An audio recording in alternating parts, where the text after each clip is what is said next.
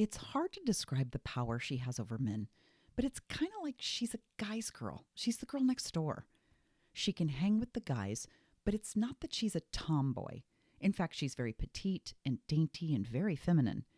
You can't picture this hardcore athlete that's besting them at everything. But in truth, she is besting them at everything. She gambles, so when they play cards and dice, she wins all of their money. She beats them at bowls and other commonly played games. She's better on horseback than most of them. She's a multifaceted, wildly talented, cool girl, and men just love to be around her. There's an it factor, and it probably helps that she's not in search of a husband. She doesn't feel the need to be reserved and docile and subservient. She is who she is. She doesn't give a shit.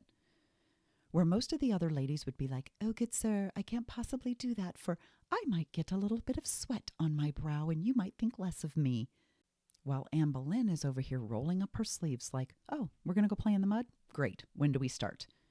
Now, don't get me wrong. She loves the attention she gets from men. In fact, she loves attention from anyone. I imagine there's a bit of a high she gets from being seen as the smartest or most talented. She loves to have people watch her excel at something, loves to be the center of attention. But it's more about her wanting people to see her as a strong, independent woman and not someone's future wife. Now, I love this side of Anne, mostly because she's 14 and has already worked hard to form her future self. It's rare that a teenaged girl would not succumb to peer pressure and would instead step out of her shell in search of greatness.